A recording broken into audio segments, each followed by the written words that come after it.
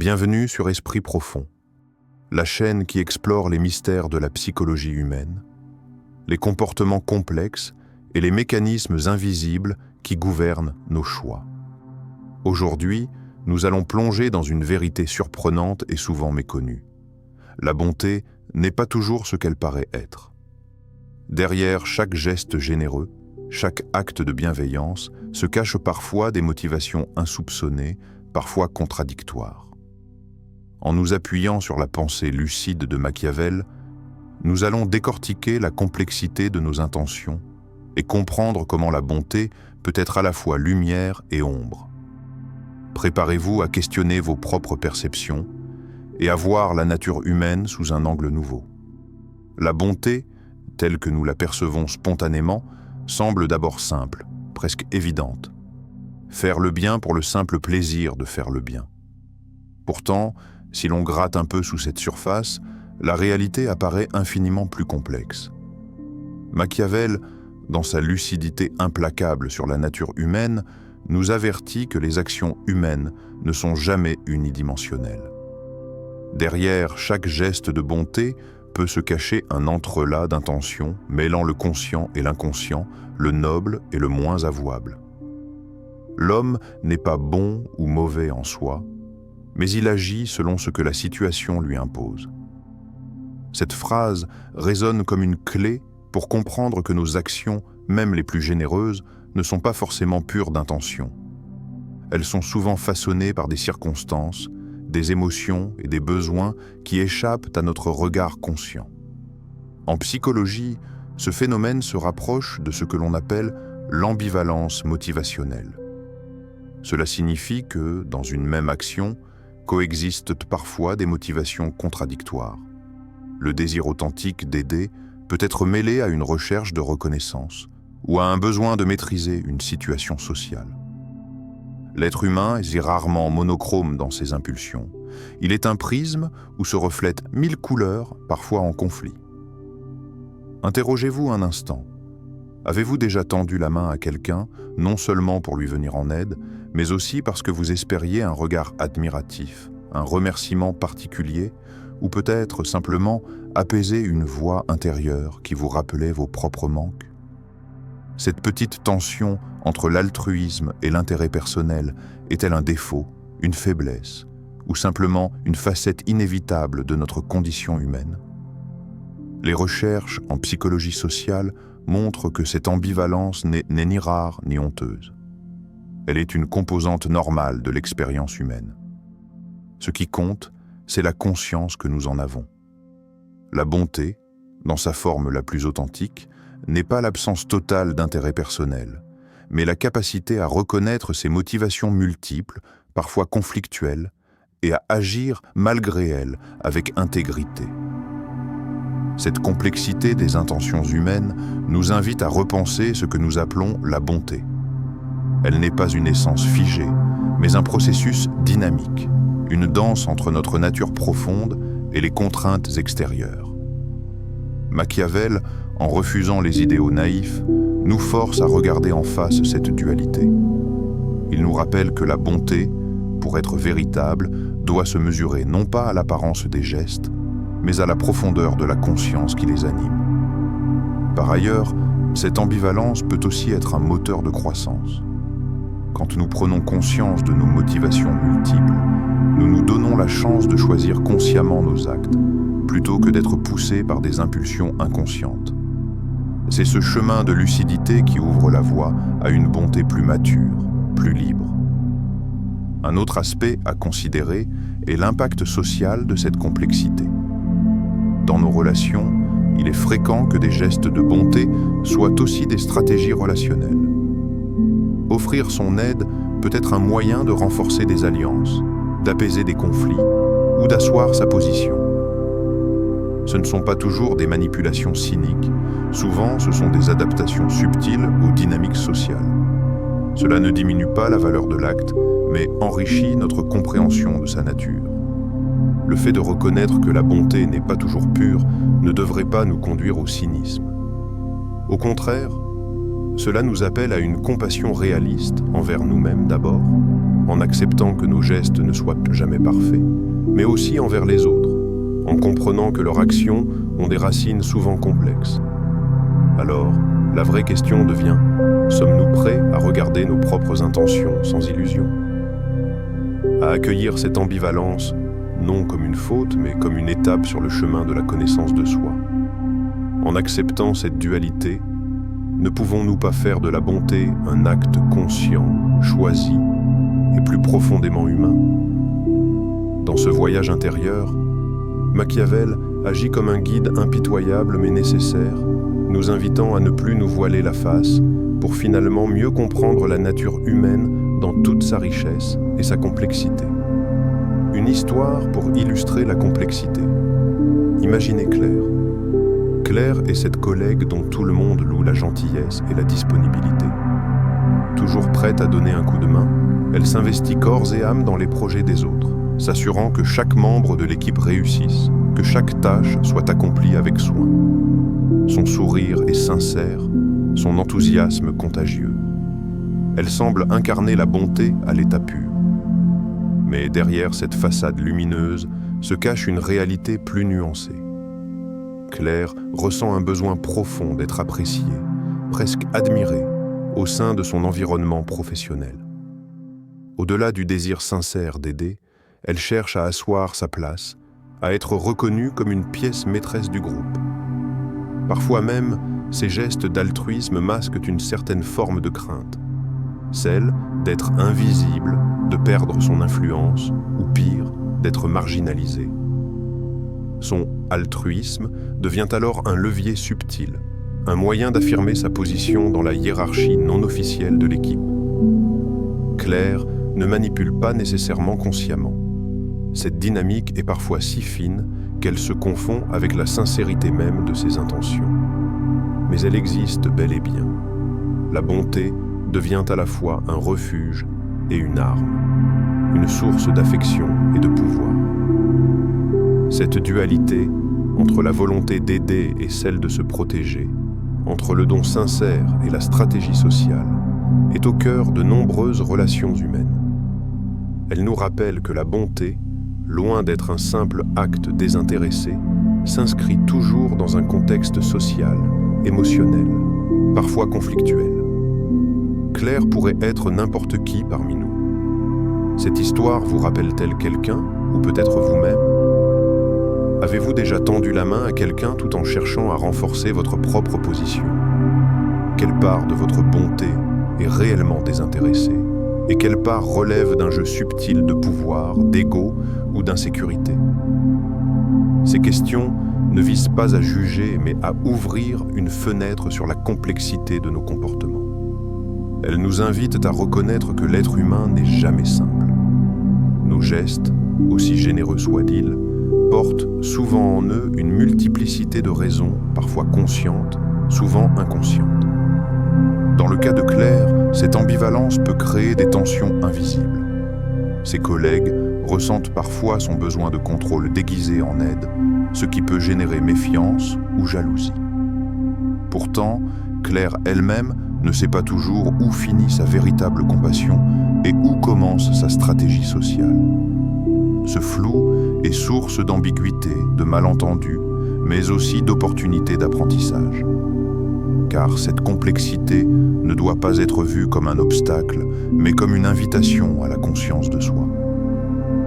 Prendre conscience de nos propres contradictions permet de dépasser les jeux de rôle automatiques et d'agir avec plus d'authenticité. Cela implique d'accepter que la bonté ne soit pas parfaite, qu'elle soit parfois mêlée d'intérêts personnels ou d'ombre. Mais précisément parce qu'elle est imparfaite, elle devient profondément humaine. Il est important de se rappeler que dans nos relations, les dynamiques de pouvoir sont inévitables.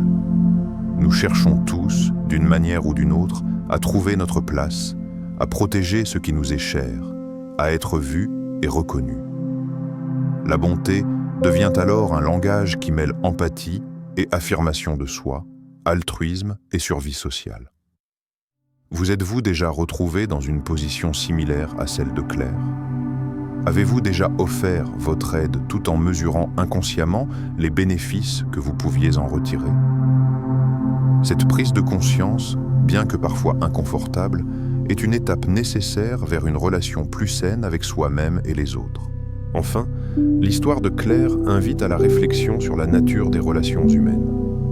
Elle nous rappelle que derrière chaque acte apparemment simple, il y a un récit personnel, un combat intérieur, une quête de reconnaissance. Comprendre cela, c'est ouvrir la porte à plus d'empathie, à une écoute plus fine des autres, mais aussi à une honnêteté plus grande envers soi-même. Dans ce jeu complexe entre bonté et pouvoir, il n'y a ni héros ni coupable, seulement des êtres humains en quête d'équilibre, tâtonnant pour trouver leur vérité dans le miroir des relations sociales. Prenez un instant, arrêtez tout ce que vous faites, fermez doucement les yeux, inspirez lentement, profondément, puis expirez. Ressentez la présence de votre souffle, ce va-et-vient qui vous relie à l'instant. Dans ce calme, laissez émerger une question simple, mais essentielle. Quand ai-je vraiment agi par bonté véritable? Et à l'inverse, quand ai-je laissé d'autres motivations plus obscures guider mes gestes? Cette exploration intérieure n'a rien de jugeant, rien de réprobateur. Elle est, au contraire, une clé précieuse pour libérer votre esprit et votre cœur. Comprendre que la bonté n'est pas un état fixe, une qualité immuable, mais un prisme complexe et mouvant, c'est s'autoriser à accueillir ses propres contradictions. Car l'être humain est un miroir brisé, aux multiples facettes. Il reflète la lumière, mais aussi l'ombre. Connais-toi toi-même, disait Socrate, invitant à un voyage intérieur qui ne connaît pas de fin. Ce voyage n'est pas toujours confortable. Il demande du courage, une capacité à accepter ce que l'on découvre, même lorsque cela remet en question notre image de soi. Mais c'est cette acceptation, cette compassion envers soi-même qui ouvre la voie vers une authenticité plus profonde. Imaginez que vous regardez votre propre bonté comme on observe un paysage complexe. Il y a des montagnes majestueuses, des vallées ombragées, des rivières calmes et des zones d'écume tourbillonnantes. Il n'y a pas de paysage parfait, mais un équilibre fragile qui évolue sans cesse. De la même manière, votre bonté se compose de différentes couches, parfois lumineuses, parfois troubles. Êtes-vous prêt à regarder ces zones d'ombre sans les fuir ni les nier? Cette question est cruciale. Accepter la part d'ombre en soi ne signifie pas s'y abandonner, ni s'autoriser à agir avec malveillance. Cela signifie simplement reconnaître que la perfection n'est pas de ce monde, et que nos motivations sont souvent mélangées, imparfaites. Cette prise de conscience libère. Elle enlève le poids de la culpabilité excessive et du déni. Elle invite à une honnêteté radicale envers soi-même, nécessaire pour que la bonté devienne plus qu'un rôle social ou une apparence. Par ailleurs, cette démarche méditative éclaire aussi notre regard sur les autres. Si nous reconnaissons en nous cette complexité, comment pourrions-nous juger les actions des autres de manière simpliste? Chacun porte ses contradictions, ses ombres, ses raisons cachées. Cette compréhension nous ouvre à une compassion réelle, loin des jugements tranchés. Dans ce cheminement, la bonté cesse d'être une simple règle ou un code moral. Elle devient une quête où l'on apprend à danser avec ses propres paradoxes, à s'aimer malgré ses failles et à agir avec conscience. Chaque geste, chaque décision s'enrichit d'une intention plus claire, plus vraie. Alors, prenez ce temps pour vous interroger sincèrement. Quelles sont les motivations qui animent mes actes de bonté? Suis-je guidé par un désir authentique de faire du bien, ou parfois par la peur, la reconnaissance, l'orgueil? Accueillez vos réponses sans honte, avec la douceur d'un ami qui vous écoute. Cette introspection est une invitation à une bonté consciente, à une bonté qui ne nie pas les contradictions, mais qui choisit de les transcender. Ce choix est à la fois humble et puissant. Humble, car il ne prétend pas à la perfection. Puissant, car il engage une transformation intérieure profonde. Enfin, souvenez-vous que ce chemin est unique pour chacun. Il n'y a pas de modèle universel de bonté, mais des chemins personnels, façonnée par l'expérience, la conscience et la volonté d'évoluer. Oser regarder en soi, c'est déjà un acte de courage et de bonté envers soi-même. La bonté comme arme à double tranchant. La bonté, ce mot doux, chaleureux, presque sacré dans notre langage quotidien, peut aussi se révéler être une arme redoutable. Oui, une arme, pas au sens physique, mais une arme psychologique, sociale, parfois même politique. Machiavel, avec sa lucidité acérée, ne cesse de nous avertir. Ne soyons pas naïfs. Derrière ces actes apparemment désintéressés se cachent souvent des stratégies bien plus complexes, des jeux de pouvoir dissimulés sous le masque de la gentillesse. Celui qui veut tromper doit toujours dire la vérité. Cette maxime de Machiavel résonne comme un coup de fouet dans notre perception idéalisée de la bonté. Pourquoi ? Parce qu'elle souligne un paradoxe troublant. La sincérité apparente, la vérité mise en avant, peuvent devenir les outils les plus efficaces pour manipuler et dominer. Dire la vérité, dans ce cas, ce n'est pas une question de moralité, mais une tactique pour gagner la confiance, pour abaisser la garde de l'autre, afin de mieux le contrôler. Ce paradoxe vous choque-t-il ? Peut-être. Peut-être préférez-vous croire que la bonté est pure, un don offert sans condition ni arrière-pensée. Pourtant, le refus d'admettre cette complexité ne fait que nourrir l'illusion. Refuser de voir la face sombre de la bonté, c'est se condamner à répéter les erreurs du passé, à se faire duper encore et encore. Dans les relations personnelles, combien de fois avons-nous vu cette bonté utilisée pour asseoir une emprise, pour imposer subtilement une volonté ? Dans le travail, combien d'alliances se nouent sous des airs conciliants, mais servent à renforcer un réseau d'influence ? Dans la société, combien d'actes soi-disant altruistes masquent des intérêts politiques, économiques ou médiatiques ? La bonté devient alors une arme sophistiquée, un masque derrière lequel se cache un calcul froid. Ce constat dérange parce qu'il remet en cause notre vision rassurante du monde. Il nous force à regarder en face des vérités que nous préférons ignorer. Mais c'est aussi une invitation à la vigilance, à la lucidité. Savoir que la bonté peut être une arme, c'est apprendre à ne pas se laisser aveugler par les apparences. C'est développer une intelligence émotionnelle qui détecte les intentions réelles derrière les mots doux et les gestes généreux. Plus encore, cela nous invite à questionner notre propre usage de la bonté. Ne sommes-nous pas parfois, nous aussi, tentés d'utiliser cette arme ? Pour manipuler, pour obtenir, pour contrôler ? Le jeu du pouvoir est omniprésent et la bonté, en tant que langage social puissant, n'échappe pas à cette règle. Cette prise de conscience peut faire mal, mais elle est essentielle pour devenir acteur de nos choix, plutôt que simple victime de jeux invisibles. Oser regarder la bonté comme une arme à double tranchant, c'est aussi ouvrir la voie à une éthique plus authentique. Une éthique où la sincérité et la conscience de soi priment, où l'on refuse d'utiliser la bonté comme un masque ou un levier. Une éthique qui exige de nous courage et honnêteté pour déjouer les pièges de l'apparence et construire des relations basées sur une véritable transparence. Alors, posez-vous cette question. Dans votre vie, la bonté est-elle un acte libre, dénué de calcul, ou parfois un moyen subtil d'exercer un pouvoir ? Êtes-vous prêt à affronter cette réalité, aussi dérangeante soit-elle, pour enfin libérer votre rapport à l'autre d'un poids illusoire ? Ce face-à-face avec la vérité n'est pas une condamnation de la bonté, mais un appel à une maturité nouvelle. Car la bonté, lorsqu'elle est consciente, choisie et assumée dans toute sa complexité, devient une force véritable, ni naïve ni manipulatrice, mais pleinement humaine.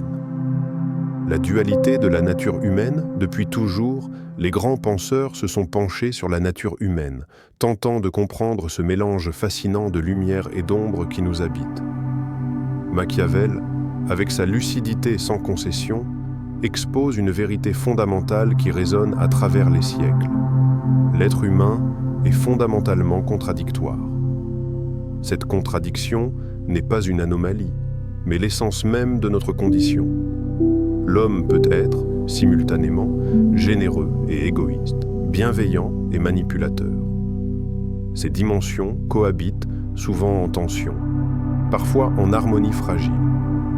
Cette dualité ne doit pas être vue comme une faiblesse ou une faute, mais comme un fait indéniable de notre existence. C'est cette complexité qui rend chaque individu unique, imprévisible et profondément humain. Thomas Hobbes, philosophe du XVIIe siècle, résume avec une brutalité lucide cette nature paradoxale. L'homme est un loup pour l'homme. Cette image saisissante suggère que derrière les apparences sociales civilisées se cache une nature plus sauvage, plus compétitive, parfois même cruelle. Mais Hobbes ne nie pas pour autant notre capacité à vivre en société. Il souligne simplement que cette coexistence repose sur un équilibre fragile entre ces forces contraires. Accepter cette dualité, c'est renoncer à l'illusion d'une bonté pure, d'un être entièrement vertueux. C'est reconnaître que la bonté véritable ne peut être définie sans accueillir ses parts d'ombre, ses contradictions intérieures. Cette acceptation est un acte de courage philosophique.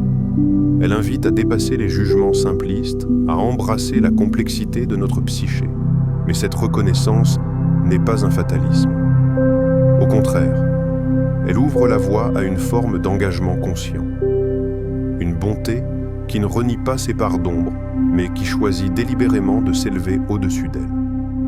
Cette bonté-là n'est pas naïve, elle est réfléchie, authentique.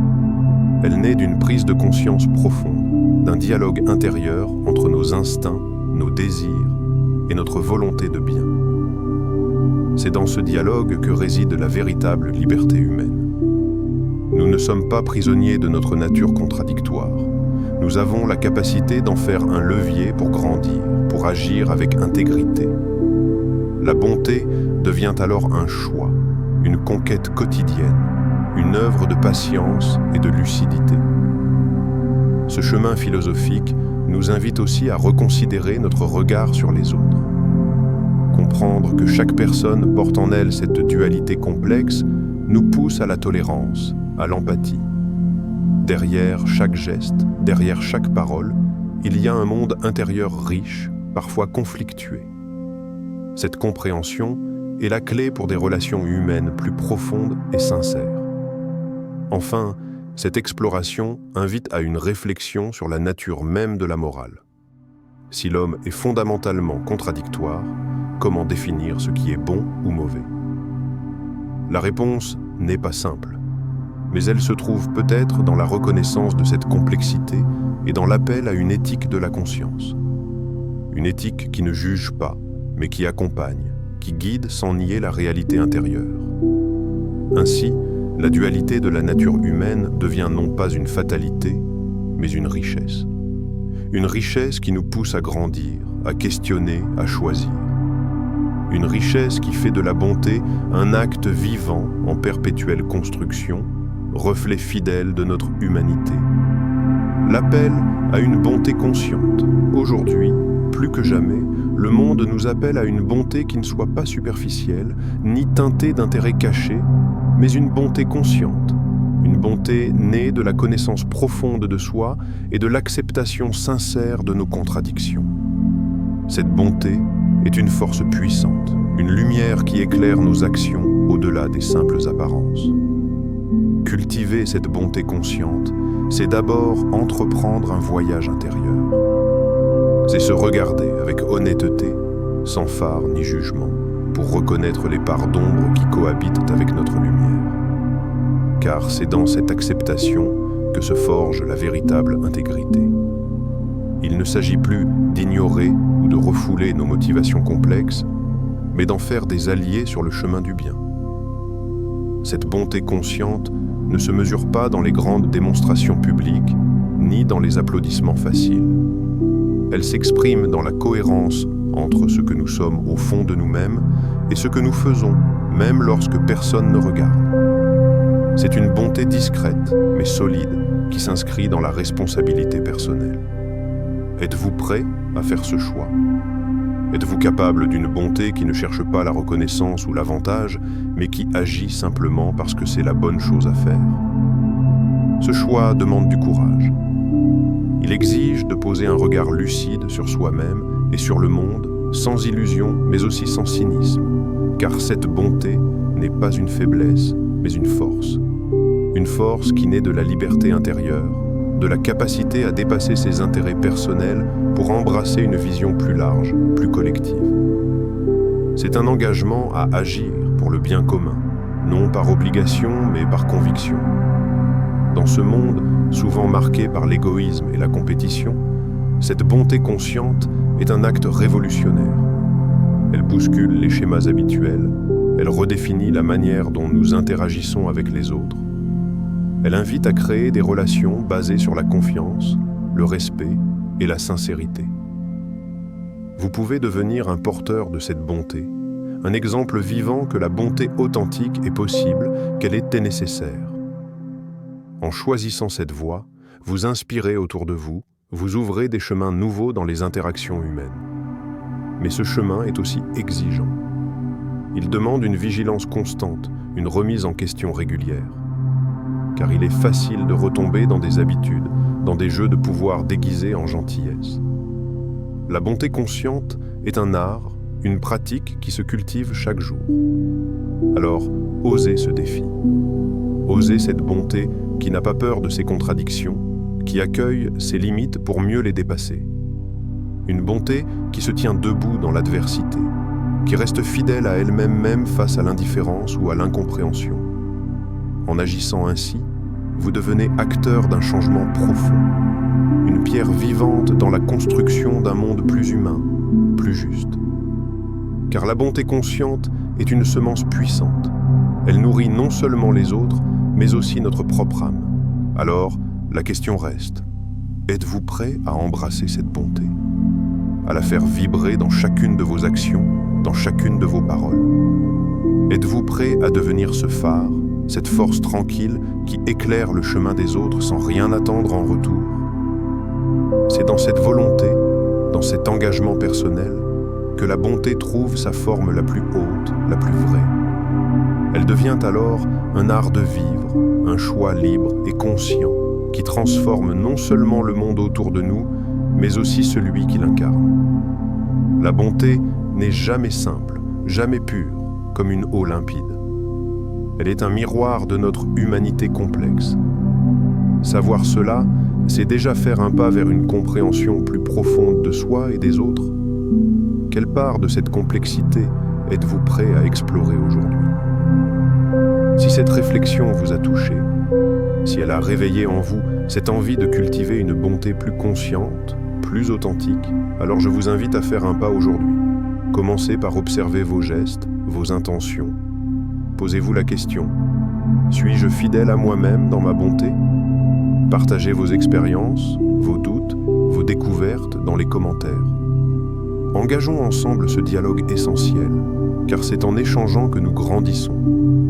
N'oubliez pas de vous abonner à Esprit Profond et d'activer la cloche de notification pour ne rien manquer des prochains voyages intérieurs qui nous attendent. Ensemble, cultivons cette bonté qui transforme, qui élève, qui libère. Le changement commence en chacun de nous. Êtes-vous prêt à être cette lumière dans le monde ?